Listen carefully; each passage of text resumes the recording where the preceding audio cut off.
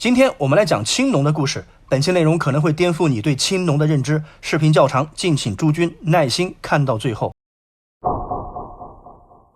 2002年，洛阳市偃师二里头遗址273号宫殿基址庭院内的一座墓葬中，出土了一件距今近4000年史无前例的奇特文物。文物刚被发现时，只是一抹若隐若现的铜绿，这让考古工作者开始兴奋起来，因为出现青铜器意味着这是一座高等级的墓葬。在继续发掘之后不久，一个铜制的铃铛完整的出现在众人眼前。更令人惊奇的是，在铃铛的下面，2000多片形状各异，大小仅有0.2到0.9厘米，厚度仅0.1厘米左右的绿松石组成了一个长条形、有着大大脑袋的清晰动物形象，而那只铃铛则恰好位于动物的腰部。这件奇特的文物后来被命名为夏绿松石龙形器。没错，2000多片绿松石所组成的正是一条栩栩如生的龙。虽然这条龙被称为绿松石龙，但它实际呈现出的颜色其实更接近于青色，所以这件被誉为华夏第一龙的考古实物堪称一条不折不扣的青龙。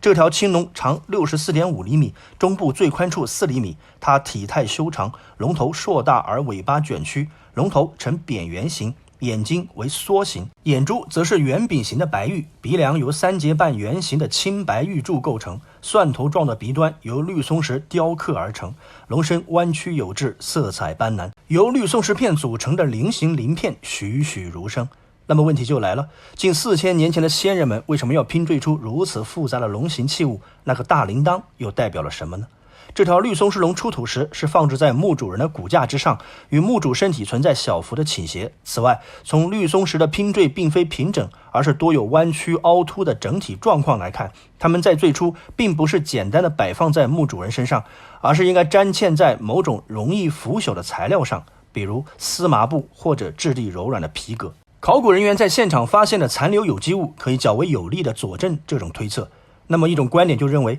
绿松石龙最初是以类似现在的镶嵌画的形式存在的，而它之所以被摆放在墓主人的身上，是类似马王堆汉墓梯形帛画以所谓招魂幡的作用存在，是引导死者灵魂升天的法器。然而绿松石龙的全部真相果真仅此而已吗？也许未必。大脸怪将在稍后给出另一种似乎更有说服力的观点。在此之前，我们还需要解答一系列的疑问。4000年前的先人们是怎么定义龙的形象呢？难不成龙曾经真的存在过？如果这条青龙只是人们的一种想象，那么它背后又隐藏了怎样的故事呢？根据墓主人的生存年代，把这条青龙的诞生时间指向了夏朝。我们不妨先根据这条线索去一探究竟。2011年，4300多年前的石峁城址作为石峁遗址的主要组成部分被发现，在石峁皇城台大台基石护墙上发现了2条保存非常好的石雕龙，后来被命名为8号石雕。8号石雕位于大台基南护墙中部偏下，距地面 0.5 米，石雕呈窄长条形，青灰色砂岩，长130厘米，高17厘米，其上以剪地浅浮雕的方式雕刻了2条尾巴相抵、头朝外、形态相同的龙。龙首硕大呈弧方盾形，梭形眼，吻部弧突，鼻梁细长，躯体略肥硕，呈长条波状曲幅，尾巴收尖上翘。如果我们将这2条龙与二里头绿松石龙进行对比，就不难发现两者的整体形态和身姿可谓有异曲同工之妙，尤其是夸张的头部和左边那条龙依稀可辨的梭形眼睛，两者不能说相似，只能说是一模一样。石峁遗址的绝对年代可推定在公元前2300年至公元前1800年，也就是说8号石雕龙比二里头绿松石龙还要早出几百年。这说明绿松石龙的形象并非是当时的创造，而在更早的时候就已经出现了。更为巧合的是，二里头遗址一般被认为是夏朝晚期的遗存，而石峁遗址则被认为是夏朝早期北方的中心。这2处无比相似的龙形象被再次指向了同一个时期——夏朝。史记封禅书中说，夏德穆德，青龙止于郊，草木畅茂。这句话的大意是，夏朝对应五行德运中的木德，青龙作为木德的象征，在五行中属木，代表东方和春季，是万物生长、生机勃勃的象征。竹书纪年中也有类似的记载，夏道将兴，草木畅茂，青龙止于郊，祝龙之神降于崇山，乃受顺善即天子之位。大意说的是，大禹后来建立的夏朝在诞生之前就已经出现了青龙止于交，祝融降于崇山的祥瑞，说明夏朝的将要兴盛，于是舜禅位给大禹。但是在古本竹书纪年中则有完全不同的记载，说尧舜禹的地位传承是不择手段的权力斗争过程。那么这背后的真相究竟如何呢？这就是另一个复杂而有趣的故事了，我们以后再说。众所周知，夏朝的主要经济形式是农耕，有研究者甚至认为，夏朝的兴起标志着人类社会从游牧文明进入了农耕文明阶段。农耕最需要的是水，水不能少，但也不能太多。大禹之所以治水，很大可能就是为了治理洪水，梳理水利，来满足农耕经济的需要。大禹初步治理好了洪水，地面上的水得到了部分控制，还有一种水，大禹却无能为力，那就是来自天上的雨水。豫西北地区地处黄河中下游，是典型的北方农耕文化区。在豫西北广泛流传着一个和青龙有关的神话传说，它被记载在清道光版的《武志县志》以及明嘉靖6年的《高氏家传遗言记碑刻》中。故事的梗概是这样的：明朝永乐年间，天上的青龙因为行于有误，被贬下凡后化身成一位家贫的青年人，到万花庄高家当长工。他在白天刻木为金，夜晚则灌溉园田，使庄稼长得异常茂盛。高氏很奇怪，于是悄悄躲在暗处观察，看到圆雾中有一条龙飞腾在井上。他觉得这个青年人非同一般，于是果断将自己的女儿嫁给了他。后来有一天，青年人在梦中告诉高氏，如果遇到旱灾，就到青龙洞求雨，必定灵验。醒来后，青年人早已离去，他的妻子也刚刚去世，体温尚存，只留下一条刻有金鱼图案的木蝶纹。传说后来每遇到天旱时，人们就到青龙洞求雨，每求必应。虽然这个民间传说的文字记载只来自于不太久远的明朝，但是祭祀青龙祈雨的习俗早已有之。西汉的《春秋繁露求雨》中说，以甲乙日为大苍龙一，长8丈，居中央。这段记载描述的是古时在春季干旱时进行的求雨仪式。所谓苍龙，在古代是青龙的另一种称谓。具体而言，甲乙日属于五行中的木日，与东方和青色相对应，因此在甲乙日制作一条青色的龙，象征着东方的苍龙，以祈求雨水。仪式中会将这条长8丈的大青龙摆放于中央位置，周围还配有7条小龙，每条长4丈，均面向东方，其间相距8尺。在仪式中，有童子8人斋戒3日，身着青衣，跳起一种特定的舞蹈来祈求雨水。那么问题又来了，古人祭祀的这条青龙，难道仅仅是一种虚无的神话想象吗？当然不是，先人祭祀的青龙是一条真真切切翱翔在天上、真实存在的龙。智慧的华夏先民很早就开始仰望星空，通过观察夜空中群星的运动规律来解答许多他们无法理解的问题。他们把太阳运行黄道附近的星象划分为28组，并且把它们想象成为太阳和月亮休息的地方，所以把它们称为28宿。又根据东南西北4方以7宿为一象，分成4象，也就是东方苍龙、西方白虎、南方朱雀、北方玄武。其中的东方苍龙指的就是苍龙7宿，分别是角、亢、底、房、心、尾、鸡。7宿组成了一个完整的龙形星象，其中角宿代表龙首，亢宿代表龙的喉咙，底宿代表龙爪，房宿代表龙腹，心宿代表龙的心脏，尾宿和鸡宿代表龙的尾巴。这条巨大的青龙会随着时间的推移、四季的变化，在夜晚的天空中从东至西游历一圈。远古先民就是依靠观测苍龙在天空中的位置，判断季节时间的变化，来指导农作物的耕种。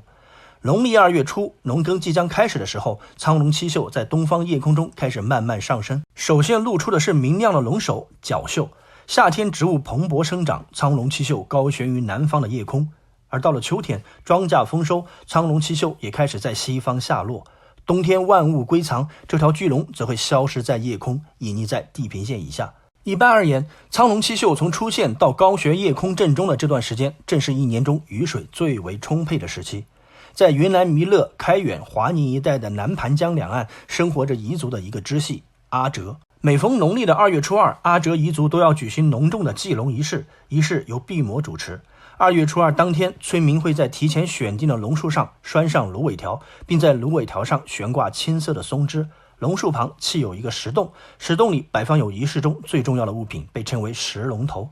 祭祀时捧出石龙头，放在木盘内，盖上红布，然后捧着石龙头绕树1周。随后祭祀用的猪会在树旁被宰杀，用猪头来祭龙。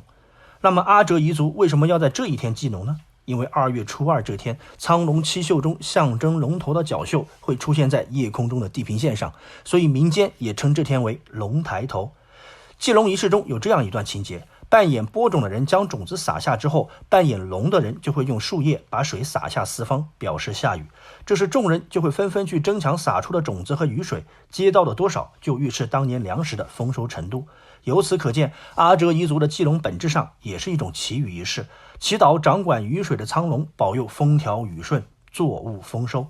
到了农历4月时，苍龙七宿就会完整跃出地平线，这时阿哲彝族还会举行祭富龙的仪式。仪式在农历4月初4举行，这一天村中执事会再次在龙树前宰杀一头猪来祭献，然后将祭肉平分给各家食用。而当时间来到农历5月初5时，已经进入仲夏时节，夜空中的苍龙七宿已经完全展现，并飞升在正南方的夜空中央。矫健的苍龙气势磅礴，正如易经乾卦第5爻的爻辞所说，95飞龙在天。而这一天则是另一个更广为人知并流传至今的盛大节日端午节。端午节一直被人们认为是纪念战国时期楚国的爱国诗人屈原、包粽子、划龙舟等节日活动，也被认为是为了纪念大脸怪视频中的这位老演员。其实在屈原自沉汨罗江之前，5月初5这天的祭祀活动就早已存在，甚至已经存在了很久很久。对于远古的先民来说，5月初5是一个特殊的日子，他们要在苍龙七宿正好位于南方夜空正中的这一天祭祀龙神。远古的百越人会在这一天举行祭祀龙神的仪式。舟对于生活在河流纵横地带的古越人来说，不仅仅是交通工具，更是赖以生存的重要生产资料。在祭祀仪式中，人们会驾着被装扮成龙形状的舟来竞渡，并击鼓喊号，以此来愉悦龙神。仪式期间还会将竹筒或树叶包裹的食物扔入水中，作为供奉龙神的祭品，以其飞升在天空中的苍龙带给他们风调雨顺。当时间来到9月初9时，远古的人们要在这一天祭祀并送别夜空中的一颗重要星星大火，而这也是另一个流传至今的重要节日的起源重阳节。之所以选择这一天，是因为9月初9前后，大火星会渐渐消失在西方的地平线上，不再出现。它的消失意味着寒冷的冬天就要来了。而人们祭祀的大火正是苍龙七宿中星宿3颗星里最亮的那一颗，堪称是龙星之星。